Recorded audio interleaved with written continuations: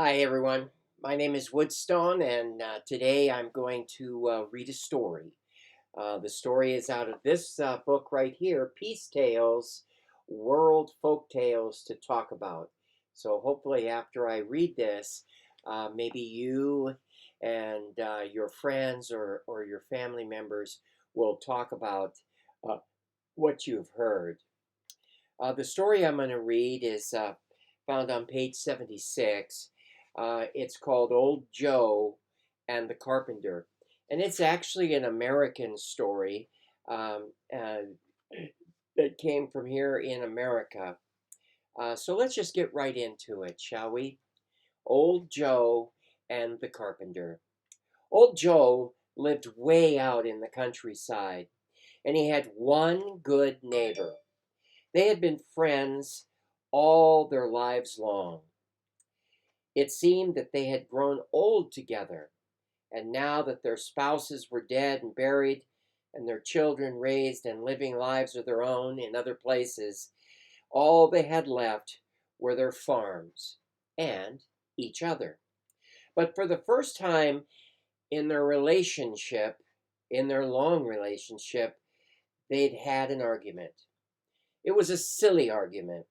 It was over a stray calf that neither one really needed. It seemed as though the calf was found on Joe's neighbor's land, and so he claimed it as his own. But old Joe said, "No, no, now that calf has the same markings as my favorite cow, and I recognize it as being mine." Well, they were both a bit stubborn, and so the upshot of it was they just stopped talking to one another. And that happened about a week before, and it seemed that a dark cloud had settled over old Joe until there came a knock on the door. He wasn't expecting anybody that morning, and as he opened the door, he saw standing before him a young man who had a box of wooden tools on his shoulder, and he had a kind voice and a rather deep, dark eyes, and said, "I am a carpenter, and I'm looking for a bit of work. Maybe you have some small jobs here and there that I can help you with."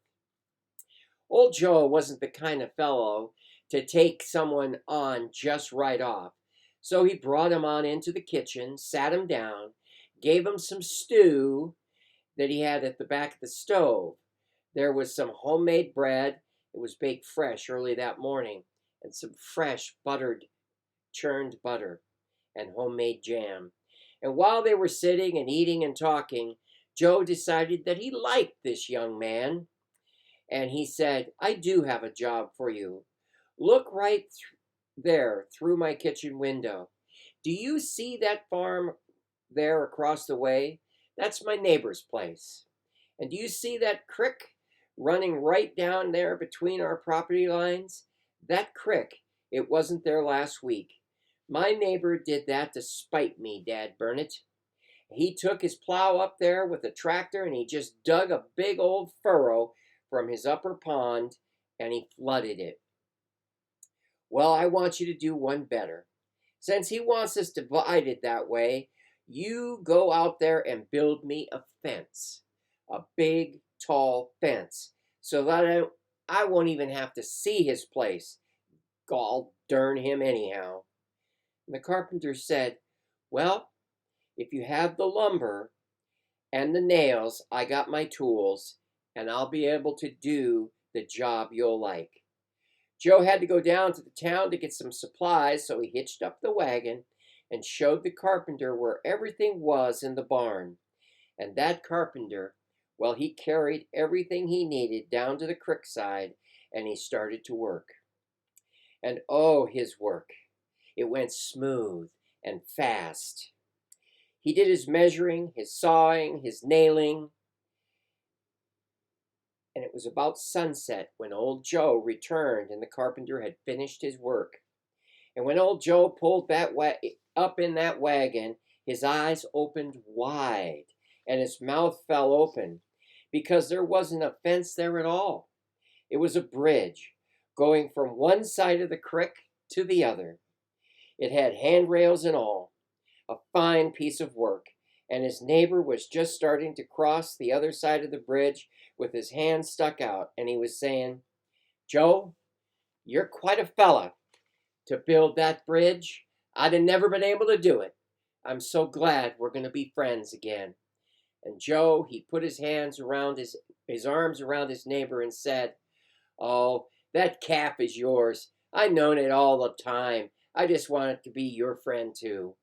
And about that time, the carpenter started putting his tools in the box, and then he hoisted it up on his shoulder, and he started to walk away. And Joe said, "No, now wait. Come back here, young fella. I want you to stay on. I got lots of projects for you." And the carpenter just smiled and said, "I'd like to stay on, Joe, but you see, I can't. I got more bridges to build." And so he walked on, and there ends our story. Turkish proverb: 1,000 friends are too little. One enemy is too many. So give it a thought. Consider carefully the words of that old tale. Let me know, if you will, in the comments what you think. Bye now.